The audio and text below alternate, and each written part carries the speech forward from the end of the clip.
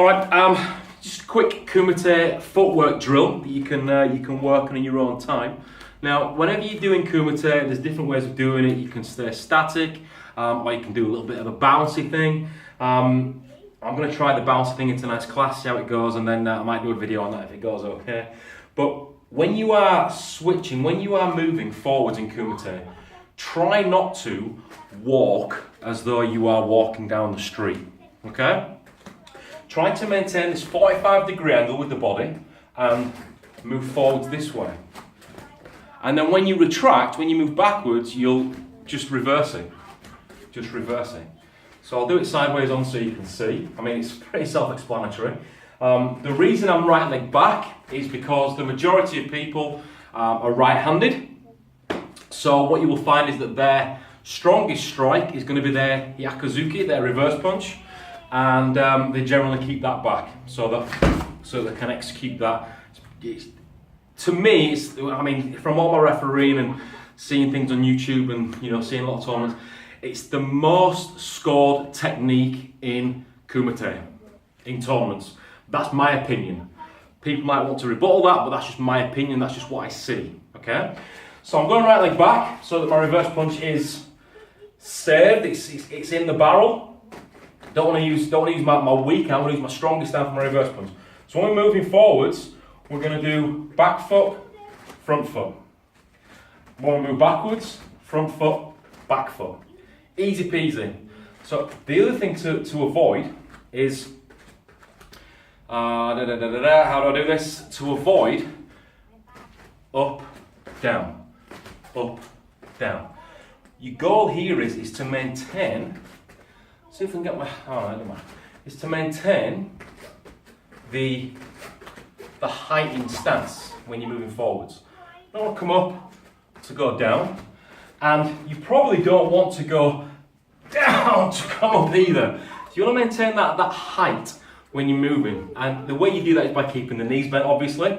Once you straighten the legs, it's not as stable as knees slightly bent. That's how we train in Heikadech.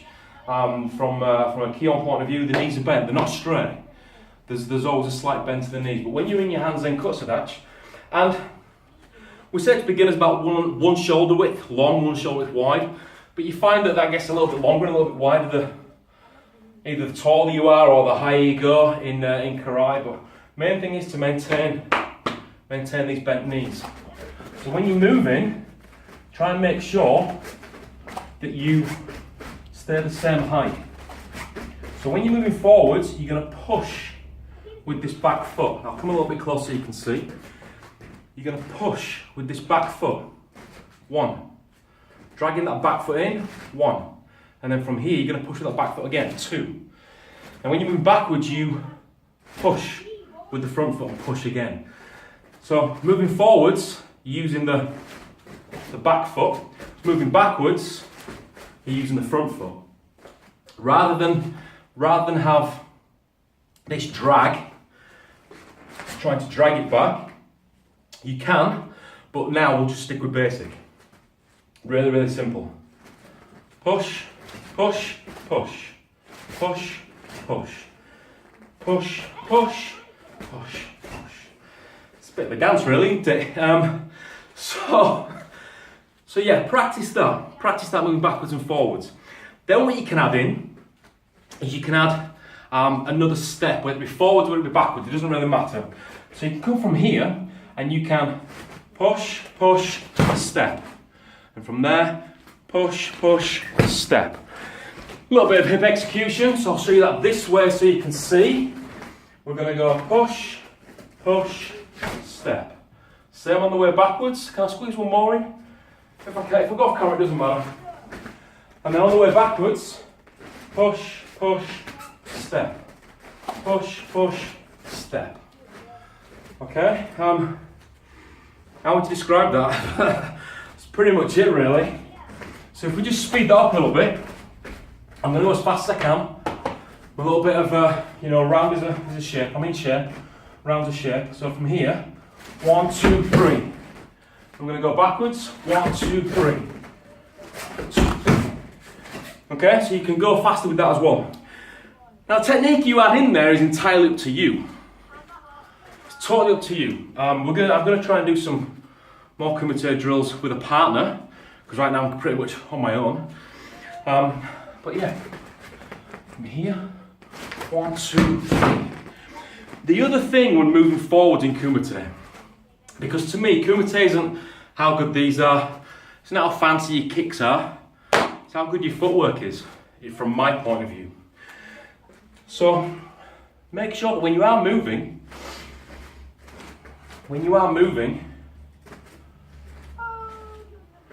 the arms don't drop.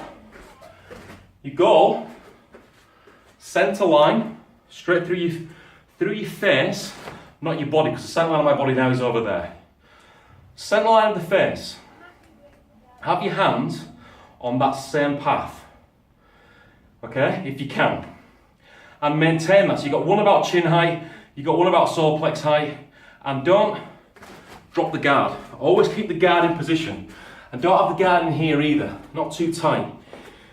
This says victim, this says come and try. So when you're moving forwards, with your guard in position, yes, they're going to switch. 1, hands haven't moved. 2, and then we're going to come through. 3. I'll show you, I'll do it in reverse as well. 1, 2.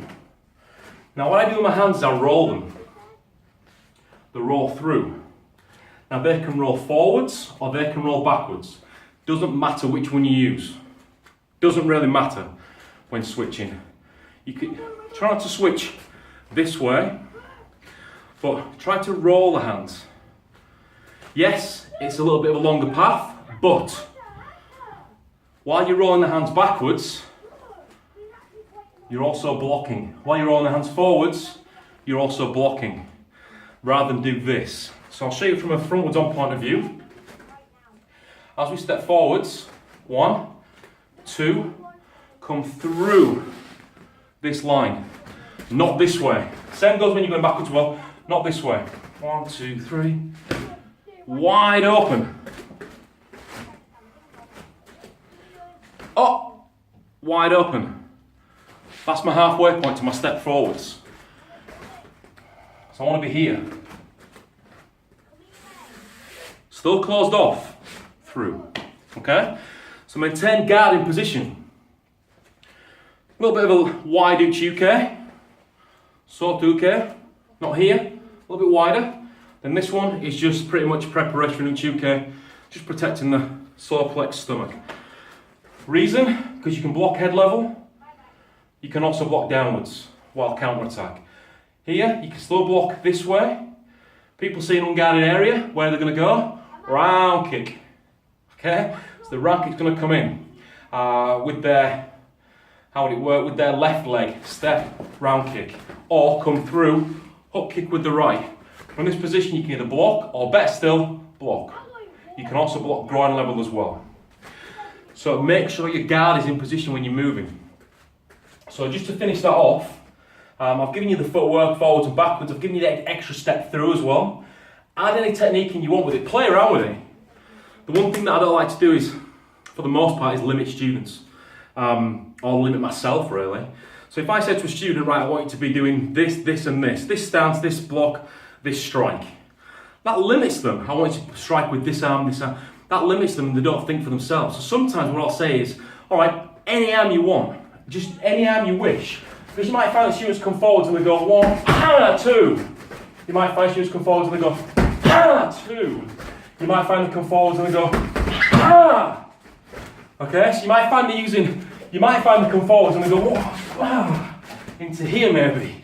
You might find that from this position they go 1, 2, 3. Doesn't matter. Doesn't really matter. You know, they could always sort of come forward 1, 2 and hook into that. It doesn't matter. You could come forwards blocking 1, 2, 3. There's my step through. So instead of it being 1, 2, 3, when we speed this up, it becomes this way. Okay? So have in mind that knees need to be bent, hips are on a natural 45 and they're going to remain that way. Even when you dummy switch. Okay? 1, 2. We'll do that in another video. Hips remain 45, guard remains in the middle when you're moving forwards. Okay, makes sense? The way you keep the hips 45 is having your feet 45. Bend your knees, collapse. Don't push your knees apart. Just relax. Relax. When you're relaxed, you can move faster. When you're too tense, everything becomes slower. You know, you don't move forward in Kumite. Take this big deep breath in. As soon as you do that, I mean, I'm a little bit out of breath now, but as soon as you do that, what happens is everything starts to panic. That's like panic, isn't it? That kind of thing. So when you're moving forwards, just try and breathe normally.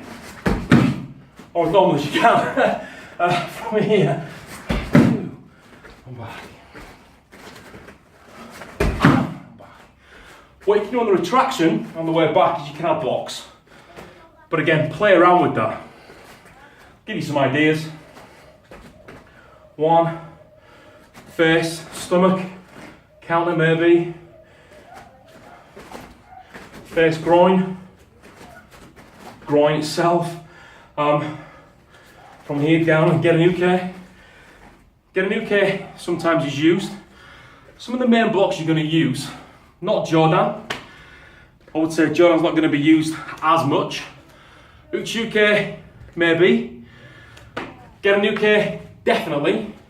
Get Ambarai, 50-50. The reason I say you're not going to use Jordan is because you don't move into a target this way.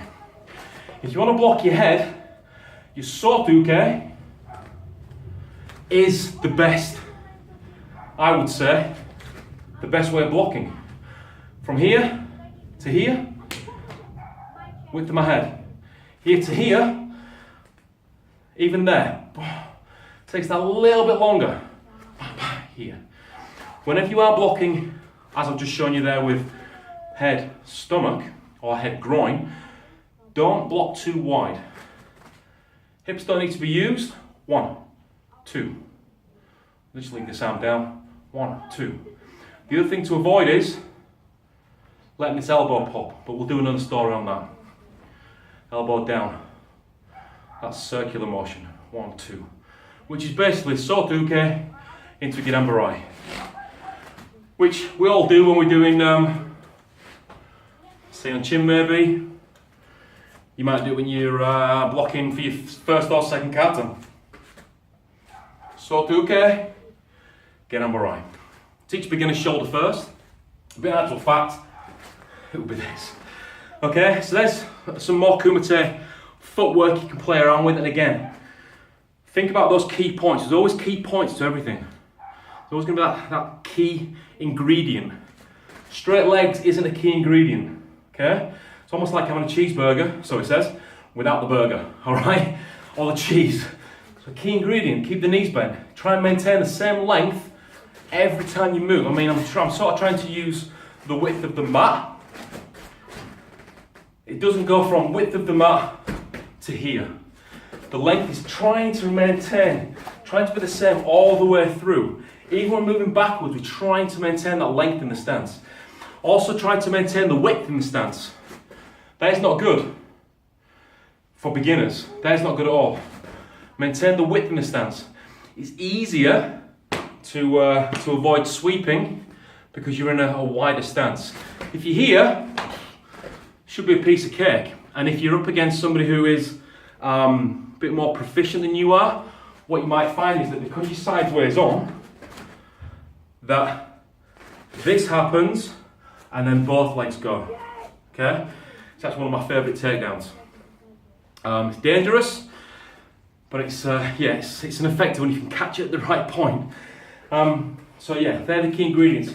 Next one, guard. Keep it in position. Don't drop it. Let the arms roll. Now they're not rolling. Come this way. It's not a big roll. It's just this way. If you've seen Kata Stairs-an, similar kind of thing. It's actually one of my favourite bunkais. So just let the arms roll. Still circular. This way, a bit like a chainsaw or a bike chain. Okay? So not there. Here. You can see the line on the windows. From here to here to here. Doesn't matter if they go forwards or backwards. Do both. Other thing, make sure to stay in the centre. Don't open them up. And final thing, don't go up to go down. Don't go down to go up. In Kumite. Sometimes you do go down in stance to come up in stance. Sanchin is an example.